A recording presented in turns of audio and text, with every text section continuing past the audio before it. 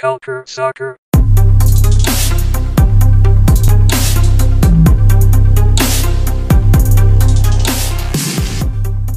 Bonjour à tous, ici Daniel Cameron de Culture Soccer, quatrième épisode de la saison 3 de CS à l'érable. Avec moi, mon cher ami Alex Rupert. Comment ça va, Alex? Très bien, toi? Ça va bien, merci. Malheureusement, Hedy nous a faussé compagnie. Pour ceux qui ont Twitter, vous devez savoir pour quelle raison. Alors, on te salue, Hedy, et on te félicite pour tu sais quoi. Et aujourd'hui, on a un invité très spécial. Pour ceux qui le connaissent, vous allez être très contents de l'entendre parmi nous. Pour ceux qui ne le connaissent pas, vous allez être contents de le découvrir. Alors, sans plus tarder, Rémi, comment ça va aujourd'hui? Bonjour, ça va très bien. Et pour mon ami Hedy, naturellement, allez l'OM, c'est important. Non, je suis très content. Merci de m'avoir invité. C'est cool de participer vraiment et de parler plus de foot canadien. Il n'y a pas juste de foot international. Donc, une très belle opportunité. Je vous en remercie. C'est tout le plaisir pour nous, Rémi. Pourrais-tu nous présenter un peu tes projets actuellement sur tes intérêts dans le soccer canadien? Actuellement, moi, avec l'Internet, ce qui est merveilleux, il y a One Soccer. Donc, je vais vous avouer que je suis beaucoup le Pacific FC. J'ai regardé pas mal les matchs du tournoi sur l'île aussi. Donc, avec l'application, c'est merveilleux. On a tous les matchs là-dessus. Je m'intéresse beaucoup à la PLSQ. Moi, vous avoue que les dernières années, avec les jeunes enfants, ça a été plus mollo. Mais à l'époque, il y avait un club à Saint-Léonard. J'allais voir pas mal tous les matchs. J'ai même vu à l'époque, il y avait des matchs d'Académie de l'Impact. Là, on remonte, je pense, à 2012-2013. Donc, là, c'est sûr qu'il n'y a plus de club directement dans mon coin à Montréal. Fait que là, j'ai vu moins de matchs, mais j'espère éventuellement, là, c'est clair que du moment que la pandémie se calme, va probablement aller voir soit l'AS Blainville ou la Naudière, je ne sais pas s'ils sont encore là. Mais c'est pas mal ça mes intérêts là, au niveau. Bien évidemment, il y avait l'Impact. Là, et j'ai bien de la misère avec le nouveau branding, ça, c'est une autre histoire. Là. Donc, c'est pas mal ça mes intérêts, je vous dirais. Puis au niveau aussi historique, là, ceux qui connaissent Garage Foot, là, je m'intéresse beaucoup à l'histoire de l'Olympique de Montréal. Bref, c'est mes projets. Merci Rémi. Oui, effectivement, l'Olympique de Montréal, pour ceux qui sont... je sais que c'est un nom que beaucoup de fans de soccer à Montréal aimeraient voir revenir. Puis malheureusement, beaucoup sont trop jeunes pour connaître, pour avoir connu le club, pardon. Également, il y a eu à Montréal, parlant d'histoire, il y a eu deux clubs à Montréal dans des ligues canadiennes. Il y a eu l'Inter de Montréal en 83 dans la Canadian Professional Soccer League, la ligue qui a duré 73 jours. Il y a eu un livre là-dessus.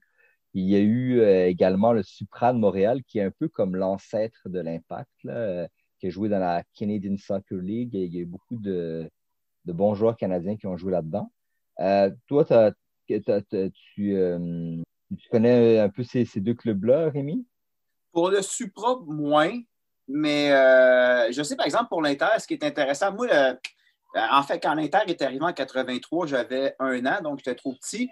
Mais naturellement, bon, comme j'ai un intérêt vers l'histoire, j'ai lu un peu sur le Manic, puis j'ai des collègues de travail qui ont eu conscience de ce qu'on appelle le fameux Inter de Montréal. Et moi, il me semble que c'est dans le livre de Jacques Gagnon, puis Monsieur Shooter, si je ne me trompe pas, j'espère que je ne confonds pas son nom. Il y en a beaucoup qui accusaient l'Inter d'avoir un peu provoqué la mort du Manic. Ce que je trouve intéressant au niveau de l'Inter, je me promets probablement éventuellement de faire une page comme j'ai fait avec l'Olympique de Montréal, parce que je crois qu'il y a quelque chose à fouiller là-dedans. Mais quand on regarde des noms, si je ne me trompe pas, l'entraîneur-chef, c'était Eddie Firmani. Mais à Montréal, Eddie Firmani, il a coaché le Manic. Il a coaché l'Inter. Si je ne me trompe pas, c'est le premier de l'Impact. C'est un nom qui est typiquement lié au soccer montréalais. Puis juste pour l'anecdote, dans l'histoire de la NASL, ils ont fait une vidéo sur le Cosmos de New York. Puis il y a une scène complètement surréelle où on le voit parler à la légende allemande Beckenbauer. Et là, tu vois Eddie Firmani qui dit « Je veux que tu passes le ballon, pas en arrière du joueur, devant le joueur, mais t'es qui pour parler? D'après moi, c'est stagé pour la caméra parce que tu te dis, voyons, Tu ne parles pas un champion du monde comme ça. Sinon, pour l'Inter de Montréal, un autre nom qui est intéressant, c'était le retour un peu à Montréal d'un joueur qui s'appelait Frank Galino, un Italien, qui a participé à la première saison de l'Olympique de Montréal, qui avait été, si je ne me trompe pas, le meilleur marqueur. On s'entend avec 10 buts. La saison avait été très courte. Donc, c'est un nom qui est revenu aussi. Donc, il y a quelques éléments comme ça intéressants qui méritent qu'on gratte pour l'Inter de Montréal parce que beaucoup parlent d'ailleurs, puis des enseignements à retenir, on parle beaucoup de peut-être amener un club de la CAN-PL au Québec, mais je pense que ça vaut la peine de gratter ce qui s'est passé à l'Inter de Montréal, voir pourquoi ça a échoué. Puis, quand on regarde le club a joué, je pense que c'est 10 matchs, si je ne me trompe pas, peut-être 13. Pour moi, qui est un fan d'histoire, ceux qui me connaissent un peu, j'ai un intérêt pour le basket, ça me rappelle drôlement aussi en 1993 de ce qui s'est passé avec les Dragons de Montréal qui jouent à l'Auditorium de Verdun, où l'équipe a joué quelque chose comme 10 matchs, puis l'équipe n'a jamais fini la saison. Donc, je pense qu'il y a des enseignements à retenir si on veut que le soccer canadien prospère au Canada, ne serait-ce ne pas répéter des erreurs du passé qui peuvent être évitées. Merci pour ces enseignements. Je sais que tu as parlé de Canadian Premier League au Québec. Je sais qu'Alex, c'est quelque chose qui l'intéresse beaucoup. D'ailleurs, toi, Alex, c'est quoi ta vision par rapport à des clubs québécois en Canadian Premier League? C'est clair que le Québec, tu peux pas être une ligue canadienne si tu n'as pas la deuxième province la plus populeuse au pays. Il y a tellement de talent ici, il y a tellement de talent dans cette province-là, puis un club, maintenant le CF Montréal, c'est pas suffisant pour capter tout le talent qui se trouve dans la province, encore moins juste dans la région de Montréal, ils n'arrivent pas à capter tout le monde. Fait qu'imaginez dans le reste du Québec. Pour le foot québécois et canadien, c'est vraiment vital qu'on ait deux clubs. Moi, je pense qu'un club dans la ville de Québec, ça va de soi. Québec, c'est un marché important au pays et le bassin de population c'est un gros bassin de population. Je sais que le baseball l'été, mais à part le baseball, ça, c'est une belle opportunité pour le foot de vraiment s'installer dans le marché, puis de tisser des liens avec la population, puis ça va faire rêver les jeunes dans la région pour qu'ils puissent aspirer à faire partie du club. Pour ce qui est de Montréal, moi, je sais qu'on a souvent parlé de Laval comme destination pour un club. Mais moi, je pense qu'il devrait vraiment venir sur l'île de Montréal. Je pense que tu as une belle opportunité en s'installant sur l'île de Montréal. La ville est assez grande pour les deux clubs. Puis je pense que ça va frapper l'imagination de pouvoir avoir une rivalité Montréal-Québec, ce qui ne s'est pas vu depuis le hockey. Ça anime les passions. Si tu veux vraiment avoir l'attention médiatique, tu veux avoir l'attention des, comme on dit, les casuals, les occasionnels. Je pense que tu dois vraiment miser sur Montréal. Fait que, d'un point de vue marketing, d'un point de vue attention, d'un point de vue développement, d'un point de vue même identitaire avec deux clubs, tu peux les faire. Moi, je les ferais 100% francophones. Tu t'affirmes au sein de la Fédération canadienne comme nous, on représente le Québec, puis on va développer du talent d'ici, puis on va montrer au monde qu'est-ce que le foot québécois peut faire. Tu as vraiment besoin de deux clubs. Effectivement, ce serait vraiment deux, ce serait déjà un bon début. Toi, est-ce que tu penses, Rémi, est-ce que tu penses quel serait le nombre idéal? Est-ce que tu penses que deux, c'est trop? Est-ce que tu penses que deux, c'est pas assez parce qu'on a vraiment un bon bassin puis d'autres grandes villes? Puis pourquoi tu penses que ça tarde un peu au Québec? Oui, moi, je suis tout à fait d'accord. Deux clubs. Puis effectivement, un club, il y en a beaucoup qui ont mentionné Laval. C'est vrai que d'un certain côté, on pourrait dire, ouais, ils vont vivre dans l'ombre de l'Impact. Ça, je ne suis pas tout à fait d'accord. Je prends à Montréal, on a le Canadien au hockey, il y a le club école du Canadien, le Rockets à Laval, puis ça roule. Donc, d'après moi, oui, il est possible d'avoir un club de la CAN-PL sans problème. Puis ça, c'est une chose que je remarque qui est une anomalie. Puis je fais encore une analogie avec le basketball. On a une ligue canadienne au basketball. On a eu un club. Bon, il y a eu des Kebs à Québec qui ont déménagé à Montréal, qui est devenu Jazz, puis qui a disparu après une saison. Encore là, une ligue canadienne, mais on dirait que le Québec, c'est comme un tout. Puis au football canadien, pendant des années, il n'y avait pas les Alouettes. On dirait que le Québec, c'est un cas à part. Je dirais que, contrairement au Jazz, au basket, l'avantage qu'on a, c'était la question de la diffusion des matchs. Les Jazz, c'était pas nécessairement bon, mais peu importe. Ça, c'est une phrase qui vient du Kung Fu. Là. No matter how good you are, if people don't see you, it doesn't change anything. Ben, si tu as une équipe, peu importe comment elle est bonne, si elle n'est pas diffusée, si les gens ne voient pas les matchs, ça ne donne rien. Puis on parle beaucoup des contrats télé. Avec One Soccer, on s'attend à ce que le problème est réglé, ce qui fait que les matchs vont être diffusés. Et c'était un problème que l'Impact avait en NASL, en USL, puis même en MLS, parfois, tu arrives pour regarder un match. Je me souviens, à un moment donné, TVA, diffuseur officiel, l'Impact joue un match important sa deuxième saison pour aller en série, puis TVA Sport laisse tomber ça en disant « Oh, finalement, on va passer un match pré-saison des Sénateurs d'Ottawa. » Un club de la CanPL n'aura pas ce problème-là. L'autre chose, effectivement, Québec, je pense que c'est un choix logique parce que, à part le baseball de la Ligue Can-Am, puis le football des, je m'en dis des Carabins, c'est l'Université de Montréal, mais c'est le Rouge et Or.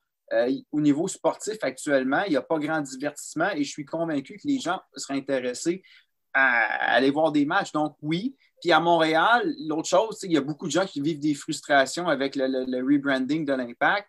Il y a beaucoup de gens comme moi qui sont nostalgiques de l'époque de la NASL, de la USL, où le stade était plus petit, puis que, bon, les gens qui venaient au stade, tu remplissais peut-être pas le stade, mais les gens qui venaient, ils venaient pour l'Impact.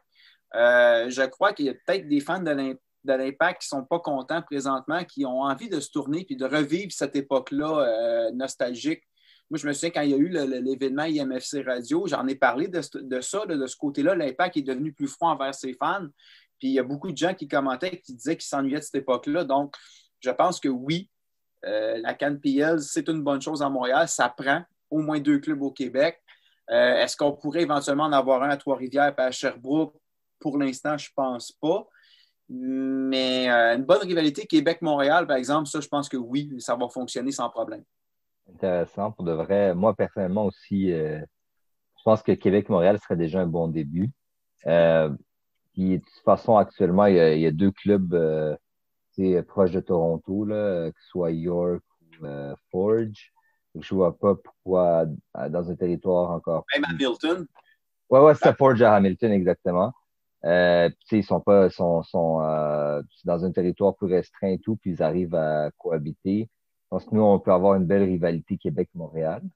Puis regarde, l'Alberta, Edmonton, Calgary. Même chose. Oui. Fait que, on serait en mesure si eux sont capables, je pense qu'on est capable de le faire aussi. Là.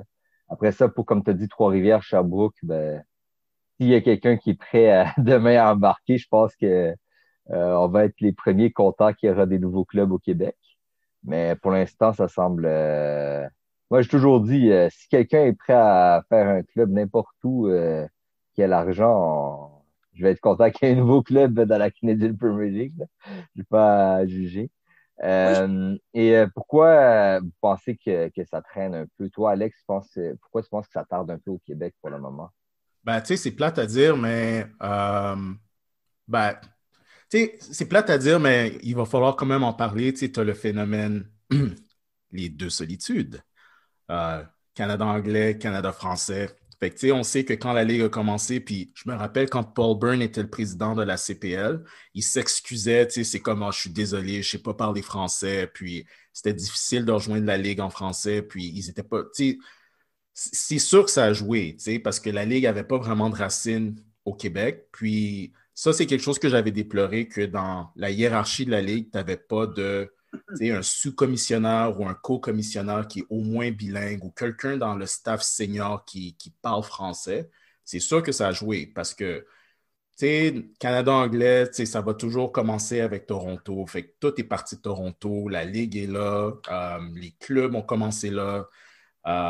Mais à leur crédit, je pense qu'ils ont vraiment fait un effort. Je pense qu'il y a vraiment une prise de conscience qu'on peut, on pourra pas y arriver sans le Québec. Puis je pense qu'ils font vraiment l'effort de vouloir s'implanter au Québec. Puis, c'est peut-être une petite prédiction, mais je ne serais pas surpris, moi, d'une nomination d'une figure importante dans le foot québécois, dans un poste senior à l'intérieur de la Ligue, parce que ça prend ça.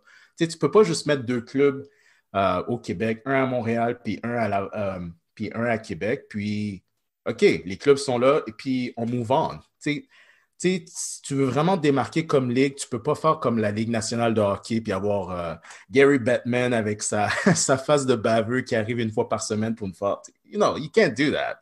Tu veux avoir un visage puis un porte-parole québécois et francophone qui est disponible à rencontrer les médias, qui est disponible à, à parler de la Ligue, à présenter la Ligue et à faire la promotion de la Ligue. Puis aussi, un autre partenaire important, si la Ligue réussit dans cet angle-là, dans cette façon de faire-là, mais tu as un partenaire très important en Radio-Canada francophone. Parce que comme Rémi disait, ben, dans le temps, c'était pas vraiment diffusé, puis c'était difficile de regarder les matchs. Puis même l'Impact au début, quand ils sont arrivés en MLS, mais c'était pas vraiment une priorité. Mais Radio-Canada, CBC, eux, ils ont dans leur mandat de donner du contenu canadien, puis la CPL compte. Fait que tu pourrais, comme les matchs qui sont diffusés sur CBC dans leur intégralité, mais ils vont pouvoir faire ça en français sur Radio-Canada. Puis ça, tu mets un match Québec contre Montréal là-dessus, c'est fou.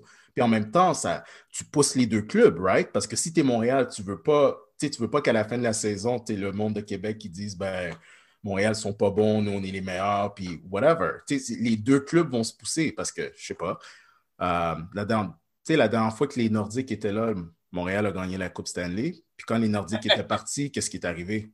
Right? Il n'avait plus de motivation. Fait que, ouais, ça, c'est ce que je pense. Ouais. D'ailleurs, parlant de quelque chose qui va pas tarder, par contre, on en a parlé l'autre fois, Alex, d'ailleurs. Aujourd'hui, la FIFA a donné des nouvelles par rapport à la Coupe du Monde 2026. Puis là, les villes vont être visitées. Ils visent de visiter les villes d'ici l'été et de donner une décision, d'annoncer les villes pour la Coupe du Monde 2026 d'ici la fin de 2021. Là, Rémi, est-ce que toi, tu es optimiste pour Montréal pour la Coupe du Monde 2026? Non. Non, parce que, il y a la question du Big O. Là. Je ne sais pas si ça va répondre. Moi, le problème, c'est le Big O. Est-ce qu'il va répondre aux standards de la FIFA? Je ne pense pas que. Remarque que, bon, j'espère que la pandémie ne se rendra pas jusqu'en 2026, là, mais j'avoue que avec une pandémie, c'est à Saputo, tu t'en fous des spectateurs, mais plus sérieusement, je ne crois pas que le Bégo va être considéré comme adéquat. Moi, personnellement, je n'aime pas trop aller au Bégo, là. Même pour l'Impact, c'est pas un stade de soccer. J'ai été voir la Coupe du monde des femmes là-bas en 2015. Bon, OK, c'était bien, mais encore là, c'était pas du tapis, c'était pas du gazon, c'était du turf. Il y a cette question-là. Je sais que pour les femmes, c'est correct de jouer sur du turf, mais pas pour les hommes. Donc, sinon, tu as quoi? On est en 2021, tu as 5 ans pour construire un stade de catégorie FIFA. Pas très optimiste par rapport à ça. D'accord, oui. Actuellement, c'est sûr qu'on se pose des questions parce que les deux stades, on va dire c'est pas les seuls qu'on a, mais les deux qu'on pourrait envisager sont pas prêts pantoute pour ça. Là. Le stade olympique, ben, il n'y a pas la pelouse. Mais il y a la capacité, mais pas la pelouse. Puis le stade Saputo a la pelouse, mais pas la capacité. Donc, ça, il va falloir se poser des questions là-dessus. Mais Mais moi, pardon? je voulais juste revenir avant sur de quoi Alex a mentionné par rapport, là, tu demandais pourquoi les gens sont frileux, les investisseurs sont frileux. Moi, il y a une affaire, ça fait 2 ans que je le dis. Puis je sais qu'il y en a qui sont d'accord, je sais qu'il y en a qui ne sont pas d'accord, mais surtout par rapport à la région de Montréal, as-tu envie d'investir pour un club en CanPL à Montréal quand on vit avec une certaine incertitude? On sait que les groupes de supporters font de plus en plus pression sur la Fédération américaine pour que les clubs canadiens sortent de la MLS.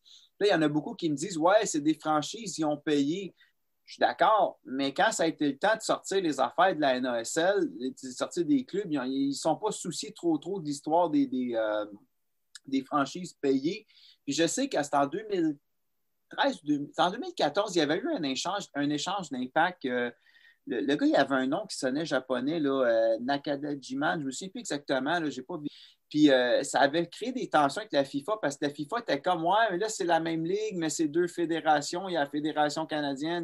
Puis là, le fait qu'il y ait une ligue canadienne, une première division canadienne, moi, je pense que d'ici, vraiment que peut-être que la Coupe du Monde va nous sauver le derrière, là, mais moi, d'après moi, là, d'ici 10 ans, il y a des fortes chances que les clubs canadiens se fassent dire, là, OK, vous avez assez joué avec nous autres, on a du monde qui pousse. Puis quand tu regardes des clubs comme Austin ou qui vendent le billet de saison assez facilement, l'engouement qu'il y avait eu pour NYCFC, même chose à Atlanta. Moi, je pense que c'est une question de temps avant que les clubs canadiens se fassent remercier puis se fassent dire merci, messieurs, mais maintenant, vous avez une ligue, une première division chez vous. Retournez chez vous. Ça, c'est une chose peut-être qui fait que les gens sont frileux. Dans le cas de Québec, je pense que les gens sont frileux parce qu'on connaît toute l'histoire du centre Vidéotron. Je me souviens à l'époque avec Jean-René Dufort où le gars, les plans, il y avait déjà le logo des Nordiques dessiné dessus. Puis Jean-René Dufort, il disait écoute, c'est pas annoncé encore. Puis à Québec, je pense qu'il y a beaucoup de gens, d'investisseurs, eux autres, c'est plus les Nordiques qui attendent parce qu'ils savent très bien qu'avec les Nordiques, le centre Vidéotron va être plein comme le centre Bell. Fait qu'il y a peut-être ça aussi qui joue. Là. Il y a peut-être des gens qui voient plus d'opportunités au hockey, malheureusement, qu'au foot. Remarque que moi, je pense que quelqu'un qui a moyennement un peu de vision, je pense à la section Ludovica. J'ai sorti mon foulard, je pensais que c'était un podcast comme avec Jeff qui avait l'image, là, mais ils vont drainer. Je pense que s'il y a un club de la CanPL, il y a peut-être des gens qui vont se dire ouais, tant qu'à me taper 3 heures pour aller voir l'Impact à Montréal, je vais regarder la télé puis je vais aller voir un match à Québec. Ils vont peut-être drainer un bon bassin de personnes. Moi, j'ai comme l'impression que Jeff, il va aller voir souvent les matchs là-bas à Québec au lieu de descendre à Montréal. Ben, tu sais, la présentation, c'est vraiment important aussi. Puis, tu sais, là-dessus, la CPL a quand même vraiment réussi. Tu sais, il y a beaucoup de monde qui pense que ben, tu sais, la CPL, ça va pas marcher à cause que tu as la MLS, puis tu as l'Impact, puis tu sais, ça pognera pas. Mais tu sais, c'est parce que si tu. Puis j'avais vu ça souvent dans les médias sociaux où est-ce qu'il y avait du monde qui disait ben, si ça marche pas en PLSQ, tu sais, pourquoi le monde irait voir un club CPL à Québec? Ouais, mais la présentation est complètement différente. Oui. Là, tu parles d'un vrai stade. Puis la CPL a des normes pour les stades. Puis je le disais souvent, puis tu sais, des fois, je ne veux pas être trop dur avec FC Edmonton, mais je ne peux pas m'en empêcher. Leur stade n'est pas aux normes de la CPL parce qu'avant que la CPL commence, la CPL s'était entendu que FC Edmonton allait obtenir de la ville une assistance assez significative pour upgrader le stade, puis ça n'a pas marché. Fait que là, ils sont pris avec. Puis je sais aussi qu'ils ont. Ils sont pas très contents avec. West Hill, c'est un beau stade, mais le poteau de Hydro sont pas contents. Ils sont pas contents du tout. Il y a beaucoup de pression pour faire enlever le poteau parce que la qualité TV, ça marche pas. Fait que je pense que pour Québec, tu présentes ça comme une ligue professionnelle avec un vrai stade, des belles images à la télévision, tu mets ça professionnel. Moi, je pense que ça va vraiment prendre. Moi, je pense que oui. Ouais. Mais on parle beaucoup du phénomène des Eurosnobs. Est-ce qu'on aurait des MLS snobs au Québec? Je dis ça de même, je dis ça en blague, mais je regarde là, une expérience que j'ai vécue au Stade Saputo avec certaines personnes, disons, qui se disent fans de soccer, mais c'est douteux. J'étais dans les 127, on brassait les drapeaux, puis là, c'est le premier match de Drogba à Montréal. Il y a un gars nowhere qui commence à nous dire que les drapeaux cachent la vue. Les gars sont comme. C'est parce que ça fait 4 ans qu'on est là. Tu viens de réveiller le gars avec les fumis. Le gars se retourne, il y a un chandail Drogba, un chandail de genre 2011 écrit Drogba dans le dos. Fait que là, tu fais comme OK, je comprends. Le gars, il est venu voir Drogba, il n'a jamais mis les pieds au stade. Puis ce gars-là, probablement, quand Drogba est parti, il n'a jamais remis les pieds au stade. T'sais. Mais les vrais fans, moi, je pense que, comme tu dis, Alex, si la présentation est là, ils vont y aller.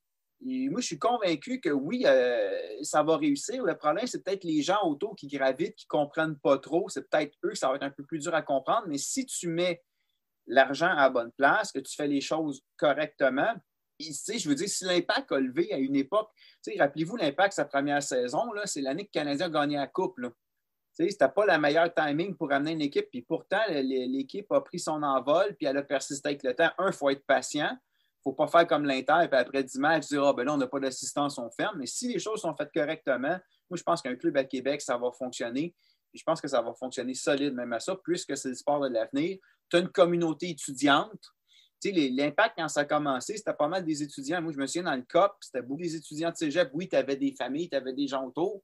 Mais je pense que Québec a les ingrédients pour réussir réussir si c'est bien fait, comme tu dis, Alex.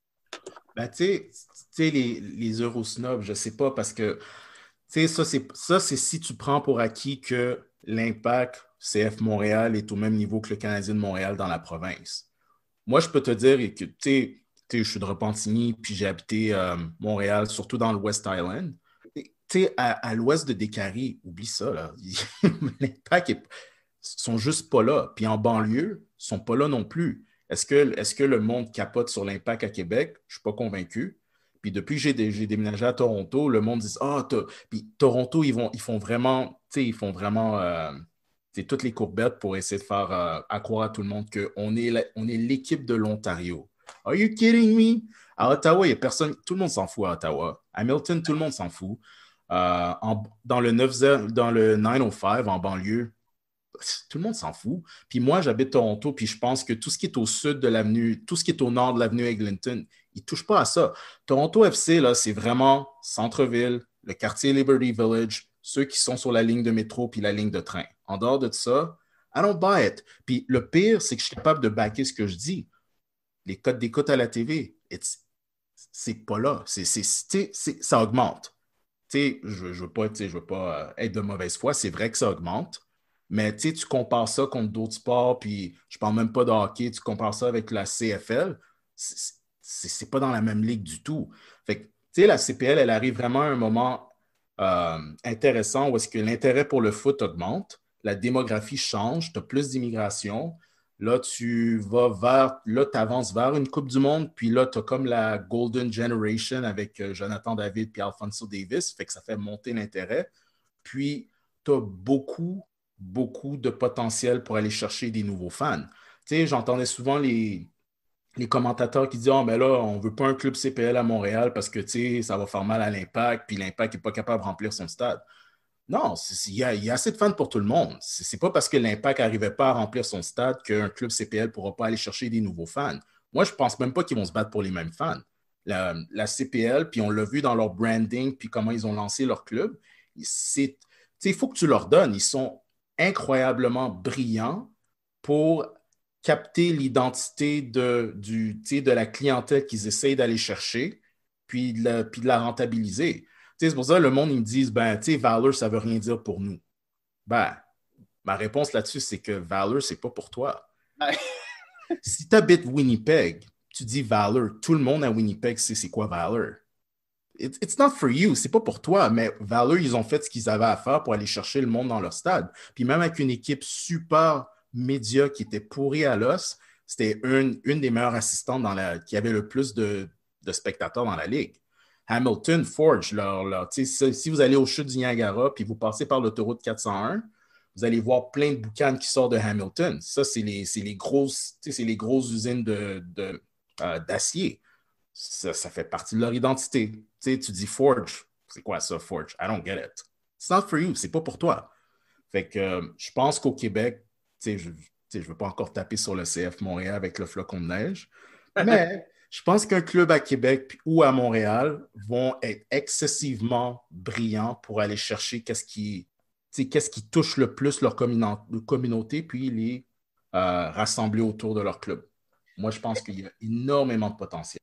Tu mentionnais les assistances. Là. Moi, je me souviens à l'époque de la NASL puis de la USL, là, bon, il y a des matchs que le stade était plein, il y a des matchs qui étaient plus tranquilles, mais le monde qui était là, il y avait du bruit dans le stade. Là. Ça n'a jamais été. Je n'ai jamais vu Saputo sortir pendant qu'il était en USL, s'inquiéter des assistances. Fait que dans une ligue, puis tu sais, les Alouettes, on s'inquiète parce que c'était tout le temps plein, puis il y a une mauvaise passe, mais une équipe de CanPL qui commence, là, c'est sûr, il faut que tu aies un minimum de fans. Si tu ne vends pas de billets, tu n'es pas plus avancé. Mais moi, je pense que si tu es capable d'aller te chercher une bonne base, puis comme tu dis, construire autour de l'identité de ta ville, ça va être extrêmement positif. Puis l'autre chose, par exemple, pour l'Impact, si jamais, on reste en MLS, tu as deux clubs de CanPL qui paraissent bien, puis qui viennent te pousser dans le cul comme, c'était Edmonton il y a 2 ans qui avait poussé dans le cul de l'Impact. L'Impact avait passé, mais ça avait été difficile. À un moment donné, ça va peut-être avoir le même effet que l'Impact a eu sur le Toronto FC. Tu sais, avant que l'Impact arrive en MLS, Toronto FC, c'était comme une catastrophe. Là, finalement, quand l'Impact est allé se taper à la finale de la Champions League en 2015, c'est drôle, depuis ce temps-là, on dirait qu'à Toronto, ils ont commencé à dire que là, c'est assez le niaisage. Là, depuis ce temps-là, on a une équipe qui, généralement, est dans le top. Je pense que c'est 3 finales en 4 ans. c'est peut-être ça, ça va peut-être aller plus loin que juste pour l'intérêt de la CanPL, ça va peut-être avoir un effet positif aussi pour l'Impact. Puis ça, globalement, si ces trois clubs-là, ça fleurit, ben, tu vas peut-être aller chercher d'autres fans, puis tu vas tranquillement amener d'autres mondes, puis tes assistances vont être bien. Puis on le sait, le Canadien, les assistances, là, c'est parce que c'est des billets de compagnie qui sont vendus, mais de plus en plus, quand tu regardes, il y a du monde qui essaie de vendre le billet puis qui n'arrive pas à les vendre. L'intérêt pour le Canadien, il y a un intérêt, je ne dis pas que c'est la catastrophe, ce n'est pas l'Empire romain qui s'écroule, mais il commence à y avoir un peu un ras-le-bol parce que quand tu vas au Centre Bell, c'est un peu comme je remarque le problème au Stade Saputo, l'expérience client est rendue désagréable. Des fois, tu es comme, tu te dis, ben ouais, ben là, tu amènes tes enfants, tu veux leur acheter un popcorn, c'est une soirée qui te coûte 200$ sans les billets, j'exagère, là. Mais vous comprenez le principe, ben, peut-être que s'il y a deux clubs en NPL où l'expérience client va être beaucoup plus agréable. Tu sais, moi, je me souviens, j'allais voir le Fury d'Ottawa à l'occasion, puis j'avais bien plus de fun à taper 2 heures de route, aller voir Ottawa, parce que je savais que dans le stade avec les Byton Boys, il y avait quelque chose d'intéressant. Donc, ça va peut-être réveiller des lumières chez certaines personnes au niveau du club de foot Flocon, puis ça va peut-être avoir un effet positif beaucoup plus que juste la CanPL. Ouais, surtout, ça me fait penser beaucoup à la complaisance. Puis, je pense que les clubs MLS au Canada ont été extrêmement complaisants. Puis, c'est en train de leur jouer un mauvais tour parce que, tu penses, puis, surtout quand je suis à Toronto, tu le vois du point de vue ici, je comprends d'où c'est venu. Tu as les Blue Jays de Toronto, ils ont le Canada à eux tout seuls.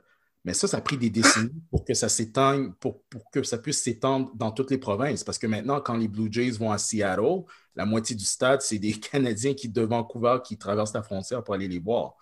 Même chose avec les Raptors. Au début, les Raptors, c'était juste un phénomène de Toronto, puis maintenant, c'est le pays. Mais ils ont fait la job marketing.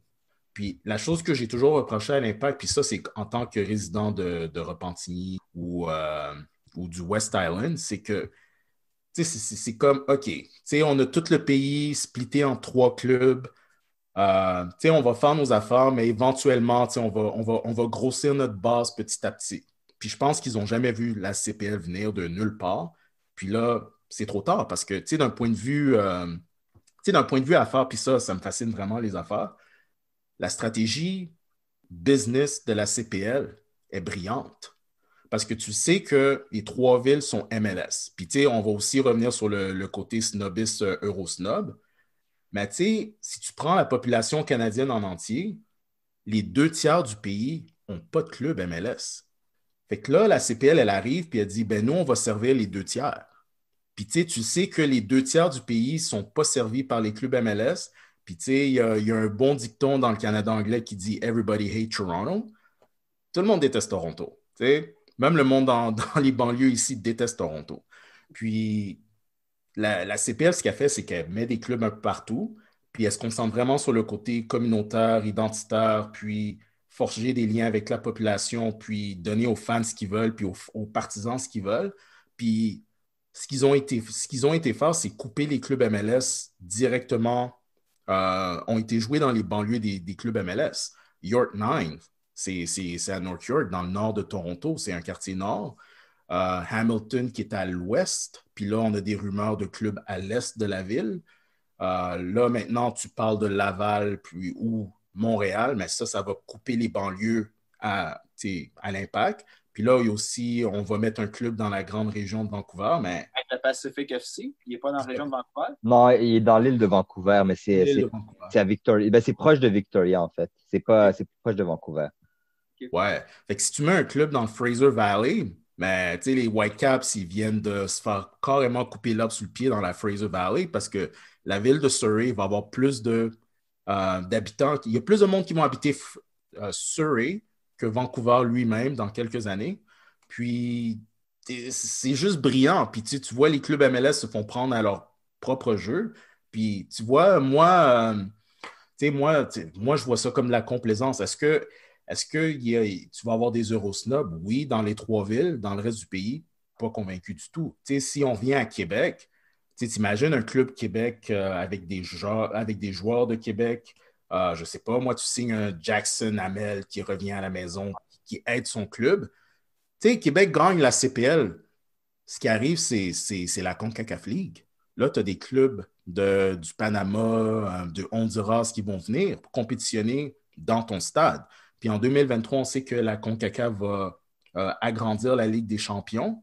Là, c'est des clubs mexicains puis MLS qui peuvent venir dans ton stade. Moi, je pense que ça va prendre. Ben, on va revivre ce qu'on avait vécu avec l'Impact en 2009 avec Santos Laguna. C'est excellent. Tu sais, je regarde la région de Vancouver. Je ne peux pas en parler pour Toronto, mais tu sais, à Vancouver, on sait qu'il y a une communauté chinoise quand même assez importante là-bas. Imagine, ils vont chercher un gros nom chinois là, qui ne ferait peut-être pas la MLS, mais tu l'amènes dans la région de Vancouver où tu vas peut-être attirer un autre bassin de population, un peu comme on avait fait avec la NBA avec Yao Ming. Personne ne connaissait Yao Ming ici. Il est arrivé, puis aujourd'hui, tu parles de code d'écoute, mais la NBA est extrêmement forte en Chine, c'est niaiseux, là. Mais si tu veux exporter tes codes d'écoute à l'étranger, ça peut être une occasion. L'autre chose qui m'impressionne avec la CanPL, tu parles beaucoup là, de l'intelligence des têtes dirigeantes.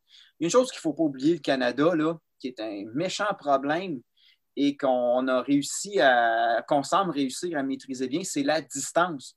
Le pays est énorme. Tu crées une ligue de la grosseur de la CanPL en Europe, par exemple en France, la France rentre dans le Québec, t'es mort de rire. Le problème avec le Canada, c'est qu'on est une espèce de pays fait sur une ligne grossièrement, là, je parle des Coumènes où la plupart des grandes villes sont, qui s'étend, tu as des distances à voyager. Je veux dire, tu as Pacific FC d'un bord, puis tu as Halifax de l'autre bord, et pourtant, ça fonctionne. Ça, c'est sérieux, ça m'impressionne. Au basketball, ils ne sont même pas capables. C'est pas mal Ontario-Maritime, mais il n'y a rien en dehors de l'Ontario et des Maritimes. Au foot, on a réussi. Ça veut dire qu'il y a du monde à quelque part qui ont réussi, qui ont réfléchi et qui se sont arrangés pour que les clubs fonctionnent malgré cette réalité-là. Ça, je pense qu'il faut le souligner parce que c'est pas banal, là. C'est pas banal. Puis il y en a peut-être qui se souviennent peut-être dans le temps, dans le COP, il y avait trop le monsieur, je pense que c'est Brian, son nom, qui arrivait là, avec ses papiers. Là. Il faut refaire le soccer nord-américain et séparer ça est-ouest. Mais si la CanPL fonctionne comme ça, avec cette distance géographique-là, là, c'est le prof d'histoire et le prof de géo qui parle, parce que tu as des coûts liés à ça, ne serait-ce qu'en déplacement. Là. Sérieux, chapeau à la Ligue parce qu'ils ont vraiment là, bien fait les choses, je pense.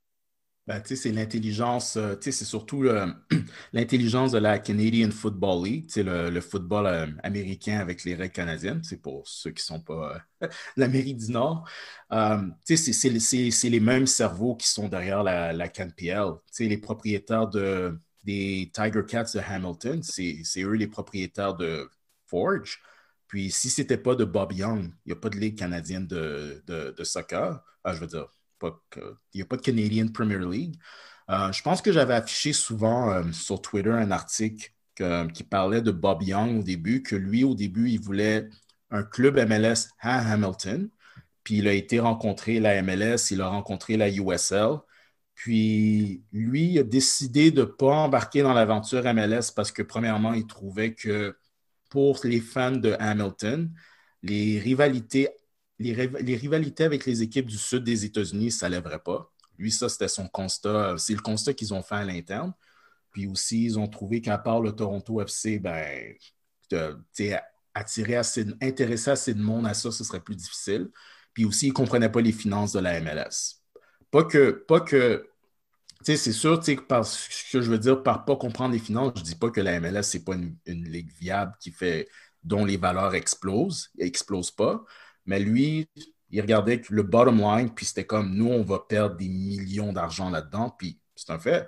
Les articles où est-ce que Joey Saputo dit, nous, on perd 10, 15 millions par année, lui, ça ne l'intéressait pas, puis lui, il s'est dit, tant qu'à investir autant d'argent dans le foot, mais pourquoi on ne part pas notre propre ligue? Puis le contexte là-dedans, c'est que quand ils ont construit le nouveau stade à Hamilton pour les Jeux panaméricains de 2015, la ville avait ajouté une clause pour la construction du stade, puis il fallait que tu aies un locataire pour un club de soccer. Puis là, le monde à Hamilton, ils ont comme fait « OK, comment on fait ça? » Fait que c'est là que ça a commencé qu'ils ont pensé à la MLS, puis ça finit en Canadian Premier League. Puis la Canadian Premier League est extrêmement chanceuse parce qu'ils peuvent s'appuyer sur du monde qui ont été capables de faire fonctionner une ligue qui est vieille d'une centaine d'années, que même malgré en ayant seulement 7 ou 8 clubs, si tu regardes la moyenne d'assistance de la CFL, c'est aussi gros, sinon plus gros que celle de la MLS. mais ça, c'est juste dans les spectateurs. Puis à la télé, si tu compares les codes d'écoute, c'est le jour et la nuit. Ça fonctionne. Puis comme tu dis, ils sont capables de couvrir des longues distances pour voyager puis faire fonctionner la ligue. Mais c'est les mêmes hommes d'affaires qui utilisent leurs ressources pour le soccer avec leur partenariat avec WestJet, une des compagnies d'avions principales au Canada. Ça, c'est sûr que ça a aidé dans le déplacement des clubs de CPL. Ça aide à amortir les coûts. Puis ça rend le tout viable, comment c'est fait, comment CFA. Ouais, ben, en tout cas, pour de vrai, le défi de la distance, il a bien été géré avec un sponsor qui est une compagnie aérienne. Parce que moi, je n'étais pas très ouvert aux divisions Est-Ouest. Là. Je trouve que ça gâche un peu. Puis surtout que c'est pas comme si la population était bien répartie d'un côté et de l'autre. Donc, c'est inévitablement on serait retrouvé avec des aberrations comme il y en a en CFL. Il y a un sujet que vous avez soulevé par rapport au bassin de joueurs. Ben, au Québec, on a beaucoup d'espoir, autant masculin que féminin. Puis, est-ce que vous avez l'impression que actuellement on a les moyens de les laisser s'exprimer? Qui vous voyez vraiment les prochaines années qu'on va découvrir là? Toi, Rémi, est-ce qu'il y a les espoirs québécois que tu vois se révéler dans les prochaines années? Oh, bonne question. Absolument. Présentement, j'en vois pas parce qu'on les voit pas. Tu sais, le gros problème avec la PLSQ, malheureusement, c'est qu'on ne voit pas les matchs. Je sais que des fois, ils diffusent sur Internet, mais tu sais, comme Alex mentionnait tantôt, le problème avec la CanPL, c'est que la présentation n'est pas la même. Souvent, quand tu vas dans un stade de la PLSQ, souvent, c'est les familles qui sont là. Moi, je me souviens quand Saint-Léonard a déménagé à Montréal-Nord, en tout cas, histoire étrange, j'appelle pour avoir des billets de saison. Le gars me dit on ne vend pas de billets. Je ne comprenais pas trop. J'arrive au stade, c'est sur le boulevard Henri Bourassa. Je dis, je paye où? Le gars, il dit, ben, on ne peut pas charger parce qu'il y avait une histoire avec la clôture. C'est qu'il y a du monde qui payait pour aller voir le match, mais c'est une clôture transparente. Fait que le gars à côté, il dit, pourquoi moi je paierais quand le gars à côté n'a pas besoin de payer? Fait qu'il n'avait pas le droit de vendre des billets. Fait qu'il essayait de se financer comme il pouvait en vendant des hot dogs. Mais tu sais, encore là, pourquoi je paierais pour un hot dog quand à l'autre bord, il y a une patate frite puis je peux m'asseoir dans le gazon? Fait que malheureusement, puis je ne dis pas que la Ligue n'est pas sérieuse, c'est pas ça, mais la Ligue c'est un peu comme la Ligue de soccer élite, dans le fond, là, que je vais voir des fois le FC Anjou derrière chez moi au Parc Roger-Rousseau. Fait que c'est très dur d'avoir les talents. Tu arrives là, des fois, tu vois des joueurs, tu n'as pas un nom, tu n'as pas de feuille de match, tu ne sais pas c'est qui. Puis tu sais, c'est très uneven. Tu sais, présentement, il y a un jeune dans CanPL, je pense qu'il a 17 ans, là, il en parle à l'Atlético, il jouait pour le Fury aussi, là, mais à cause de la pandémie, on ne l'a presque pas vu. Là, ils l'ont signé aujourd'hui. Copeland. Antoine Ouais, Copeland, ouais. c'est ça. Fait que c'est très dur à suivre. Honnêtement, je n'ai pas de nom à te donner. C'est ça qui est triste. Puis, tu regardes dans la PLSQ, bon, tu as certains joueurs d'avenir, oui. T'en as qui sont là, puis c'est leur maximum, ils n'iront pas plus loin. Puis t'en as des fois, c'est des plus vieux qui viennent jouer. Tu sais, je me souviens, les premières années, tu avais Sandro Grande, Antonio Ribeiro, puis l'autre, c'était Eduardo Sebrango qui était là. Fait que c'est mais il est là le problème, c'est qu'on n'a pas de visibilité pour ces gens-là. Au hockey, tu as la Ligue junior majeure du Québec, c'est diffusé. Tu as de la visibilité, tu entends les noms, les médias en parlent. Ici, la PLSQ, je sais que pendant un bout, il y avait un journaliste attitré qui faisait une conférence de presse après les matchs. Tu n'as pas de visibilité. Et c'est ça qui est triste. Et si on peut amener une CanPL, même si c'est diffusé juste sur One Soccer, au moins, il y a du monde qui va en parler de ces gens-là. C'est ça que je déplore. Puis ça bloque nos joueurs, malheureusement. Ça nuit à leur développement. Parce que le fait d'avoir une CanPL, c'est clair que ça va donner un coup à la PLSQ, puis ça va monter le niveau de la PLSQ. Peut-être, je ne parle pas nécessairement au niveau de l'organisation, mais juste au niveau peut-être de la gestion des effectifs, puis l'organisation plus professionnelle. Là. Je ne parle pas de l'organisation du stade, mais le développement des joueurs, ça va aider. Tu sais, quand il y avait le FC Montréal, ben, au moins, on entendait parler des noms des joueurs sur le FC Montréal, mais là, on n'entend pas parler. Tu sais, il y a l'académie, bon, on n'entend pas parler. Là. Tu sais, des fois, quand j'allais jouer au soccer à Marie-Victorin, le centre d'entraînement, je voyais les jeunes. Mais sinon, là, malheureusement, on n'a pas de visibilité pour ces gens-là. Fait que, pour des gens qui sont intéressés par l'impact, qui sont intéressés par la CanPL puis la PLSQ, si c'est difficile pour nous de les suivre, imagine pour monsieur, madame, tout le monde. Effectivement, c'est sûr qu'il y a un défi à ce niveau-là. C'est vrai que comme quand on parle des espoirs, il y a beaucoup de joueurs qu'on entend parler, puis finalement, c'est juste on entend parler. Tu sais, par exemple, les jeunes de 16 ans qui ont signé avec l'Impact, il y a combien de monde qui les ont vus jouer, là? Comme tu as dit, il n'y a pas de. Il y a plus d'équipe réserve. Oui, il y avait les U19, mais qui peut se targuer de les avoir vus jouer? Je connais pas. Tu sais, il y a des gens, là, tu sais, je les vois dans les médias sociaux, même dans les médias formels qui en parlent, mais ça reste, tu n'as pas accès à beaucoup de vidéos de ces joueurs-là. Tu sais, par exemple, il y a Pierre Lamotte aussi des Carabins, que ses agents ont annoncé aujourd'hui qu'il va signer en Canadian Premier League. Pardon, ses agents ont annoncé il y a le mois dernier qu'il va signer en Canadian. Il y a, du côté féminin, il y avait Evelyne Viens, mais Evelyne Viens au Québec, on la connaît à cause de la PLSQ, mais elle n'a jamais été appelée par l'équipe nationale. Elle a cartonné au soccer universitaire aux États-Unis. Là, elle cartonne en France. Il y a Sébastien Breza qui est à Bologne. Oui. Lui, tout le monde parle de lui, mais pas grand monde qui l'ont vu jouer non plus. Kaline Keledoglou, qui était à l'Impact, qui est parti en France aussi. Dans le monde, on entend des noms, mais on connaît pas grand-chose sur ces joueurs-là. Là. Mais j'espère qu'on va en apprendre davantage, là, pour de vrai. Pardon? Pardon? Tu mentionnais l'Université de Montréal. Là. Moi, je suis diplômé de l'UDM. Là. Quand j'étais là-bas, le programme des Carabins a commencé, je pense, à ma deuxième ou troisième session, deuxième ou troisième année au bac. Puis depuis ce temps-là, les Carabins, tu en entends parler. Le Rouge et Or, tu en entends parler. McGill, tu en entends un peu moins. Quand tu en entends parler, généralement, ce n'est pas pour les bonnes raisons. Là.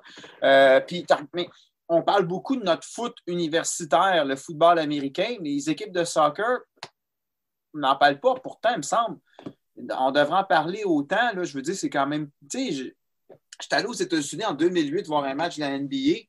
Puis j'étais à l'hôtel la veille du match. J'étais avec un autre gars qui avait été se promener. J'ouvre la télé. Là-bas, ils diffusent des matchs d'école secondaire au basket. Là. Ici, même au hockey, on ne fait pas ça. Puis pourtant, c'est notre sport national. On va diffuser la Ligue junior majeure du Québec. C'est pas mal. On va diffuser la Ligue nationale. Mais il me semble, si on diffuse les Carabins au football, pourquoi qu'on ne diffuse pas à l'occasion, peut-être avec Radio-Canada, un match ou deux dans la saison des Carabins, ce serait le fun de voir ce niveau-là. Je veux dire, moi, ça me donnerait le goût. En tout cas, si je pouvais voir un peu à la télé les matchs, peut-être aller acheter un billet et d'aller au Sapsum voir un match. Là. Ça, c'est la beauté des partenariats, parce que je pense que le partenariat entre la CPL et le U-Sport, je pense que ça va avoir un effet transformateur sur le soccer universitaire. Parce que, tu sais, si on se met à leur place, tu sais, ils n'avaient pas, tu sais, c'est comme un cercle vicieux. Ils n'avaient pas vraiment l'incitatif d'investir massivement dans le soccer, parce que, tu sais, le football est quand même là depuis très longtemps. Puis le soccer, ben, ça avait moins de visibilité, puis on n'avait pas de ligue, puis on a des clubs, mais c'est vraiment restreint à 3 villes. Je pense que ce que la CPL fait, puis ça, j'en avais un peu touché la semaine dernière, c'est que si tu repêches des joueurs, puis ces joueurs-là vont en CPL, puis ces joueurs-là performent, puis sont vendus par la suite en MLS ou part pour des ligues européennes. Mais ça, c'est ce que ça fait, c'est que tu as une meilleure rétention des joueurs. Parce que là, ce qui arrive, c'est que les meilleurs joueurs canadiens qui sont vraiment sérieux de percer, mais tout en allant à l'école, ils vont en NCAA aux États-Unis. Mais s'ils commencent à voir que, tu sais, si je reste dans une université canadienne, je peux me faire repêcher par la CPL. Si je performe, je peux aller en MLS ou je peux aller en Europe. Là, il n'y a pas vraiment d'incitatif à aller aux États-Unis. Fait que ça veut dire que les universités vont pouvoir retenir plus de talent. Puis en plus, la U-Sport a l'avantage d'avoir... tu sais, je pense que Daniel, tu connais un peu mieux les règles que moi là-dessus, que si tu es repêché par une équipe de CPL, à la fin de la saison, tu peux retourner à l'école. Puis tu peux, tout en étant payé par le club de la CPL. Quelque chose qu'en NCAA, tu peux pas faire. Eh ben, en fait, je vais apporter des précisions là-dessus, merci. Ouais, vas-y. C'est qu'en fait, il y a deux, pour les joueurs qui sont repêchés, ils ont le choix entre avoir un vrai contrat, puis terminer la saison avec le club, ou avoir un contrat comme développement, puis repartir, terminer leurs études, puis, puis faire leur saison universitaire. Donc, ils ont le choix entre les deux. Après ça, tout dépendant. Il y en a qui ont fait le choix de retourner jouer universitaire, surtout s'ils n'ont pas eu beaucoup de temps de jeu ou que leur université était loin du club. Il y en a d'autres qui ont décidé de finir la saison. Mais n'empêche que c'est quand même quelque chose qui, si je me trompe pas, c'est inédit. Ce que David Callahan l'avait dit à Montréal quand il était venu, que c'est quelque chose qui n'a jamais été fait dans le sport universitaire, là, en Amérique du Nord, de permettre de jouer dans une équipe pro et de jouer universitaire la même saison. C'est inédit, puis je trouve que c'est intéressant. D'ailleurs, aujourd'hui, il y a eu une liste de 48 joueurs. Aujourd'hui, on enregistre le 26 janvier.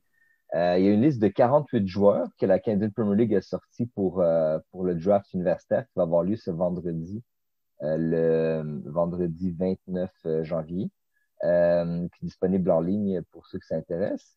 Ben, dans cette liste de 48 joueurs, qui est grâce à un gros travail de la Canadian Premier League, parce que il n'y a pas eu de saison U-Sport, donc je les salue pour leur patience. Ben, il y a eu quelques joueurs québécois, un par université. Il y a eu Garven Miché Metoussala, défenseur milieu des Stingers de l'Université Concordia. Il y a eu Guillaume Pianelli Balissoni, qui est défenseur des Patriotes de Trois-Rivières. Dalin Saheb de McGill. Karim Sow des Carabins de l'Université de Montréal. Yesli Ryan qui est gardien de but des Citadins de l'UQAM. Et Gino Temgia des Rouges et Or de Québec. Et Gino Temgia, qui est le frère de Mélé Temgia, qui joue à Edmonton. D'ailleurs, Samuel Rib, qui l'entraîne à Québec, nous a dit que du bien de lui, là, qu'il avait l'ambition de jouer en Canadian Premier League. Sinon, il y a eu quelques joueurs qui ont joué dans la Canadian Premier League ou qui ont été draftés par le passé, comme Waters, Kahai Jovanovic, Moel Gandour, Gabriel Bittard, Zambassis, Victor Lotouri, Jackson Farmer.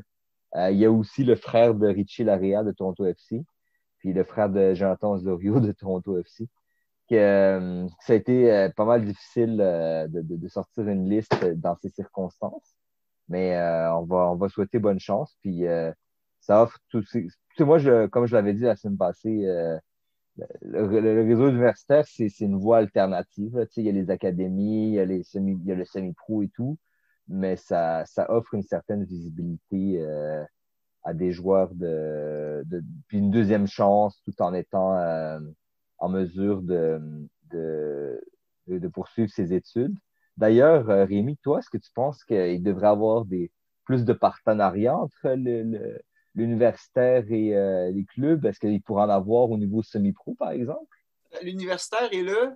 Le semi-pro, est-ce que, par exemple, on pourrait avoir un club semi-pro qui s'entraîne, il pourrait avoir le même staff, les mêmes joueurs, pas mal de joueurs qui joueraient avec les deux, puis des choses de même? Ben, pourquoi pas? Tu sais, si les clubs professionnels ont des académies, c'est sûr que là, c'est oui, parce que je ne suis pas sûr d'avoir bien compris, là, mais il y a des joueurs de la CanPL qui sont présentement disponibles au draft universitaire américain. J'ai-tu bien compris? Non, non, c'est pas ça, non. C'est plutôt, OK. c'est des joueurs du réseau universitaire canadien OK. qui sont disponibles pour le draft de la Canadian Premier League parce que, tu sais, il n'y a pas eu de saison U-Sport en 2020 à cause de la pandémie.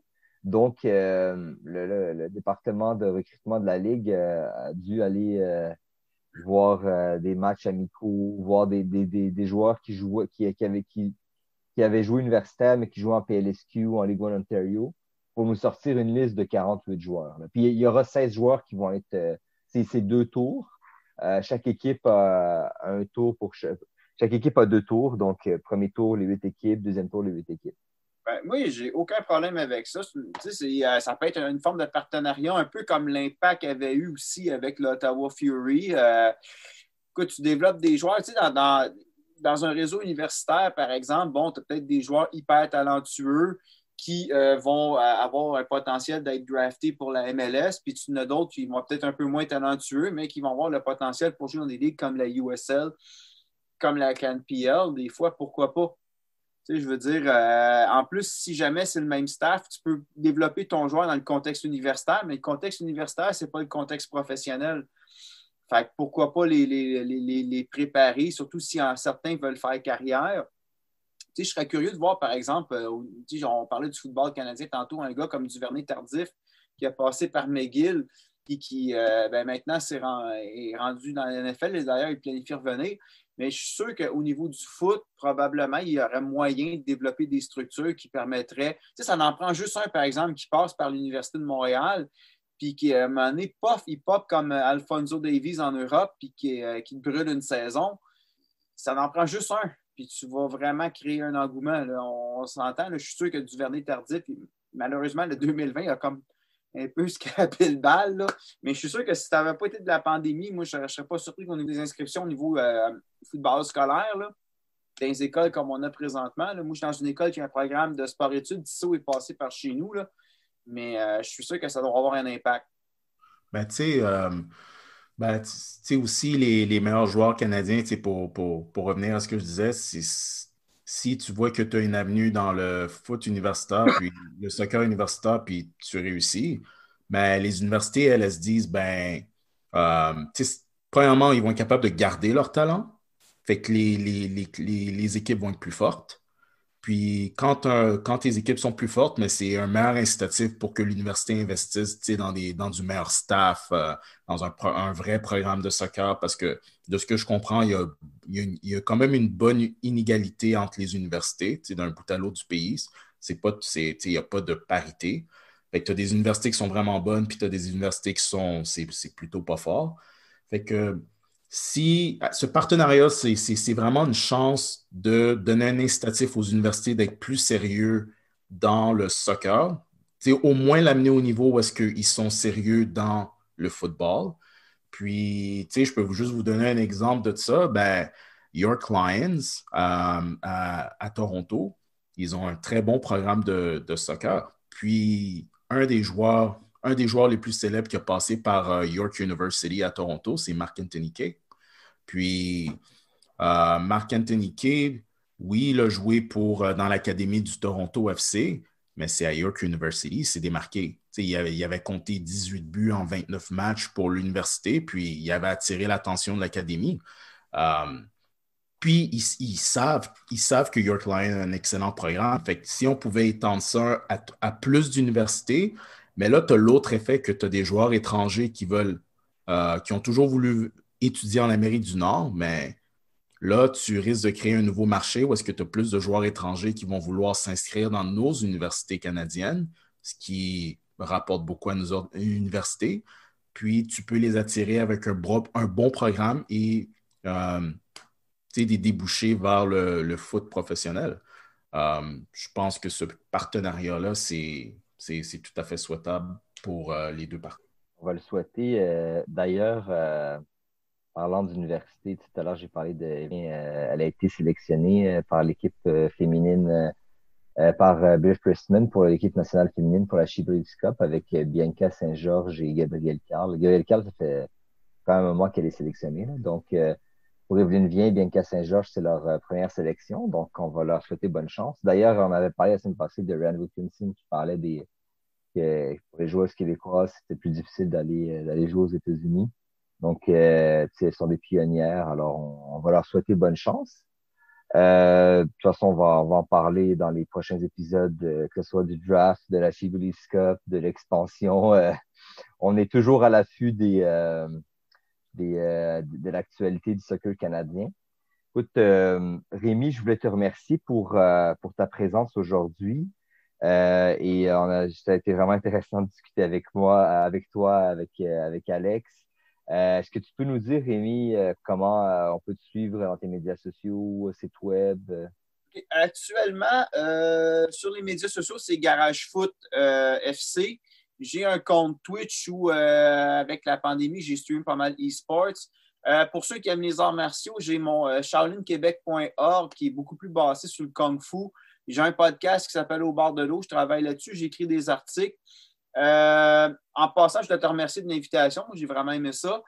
Puis, tu sais, on parlait de l'Inter, puis tantôt, si jamais éventuellement, là, j'ai un peu de temps, puis je peux vraiment fouiller l'histoire de l'Inter, puis si ça t'intéresse, là, je montrerai un dossier là, par écrit, je t'enverrai ça, puis si tu veux jamais qu'on en reparle, puis qu'on parle aussi de l'Olympique, ça me fait toujours plaisir d'en parler. Donc, il y a un intérêt pour ça, des fois, quand il y a des creux de vague, puis qu'il n'y a pas d'actualité. C'est comme ça que ça avait commencé avec Jeff, fait que pourquoi pas. Sinon, ben, c'est ça, j'ai un autre compte aussi là, pour plus basketball, Dragon de Montréal. Je travaille aussi sur un article sur l'histoire de ce club-là. Donc, je suis plus dans l'histoire, moi, en tant que tel, nécessairement, que les performances.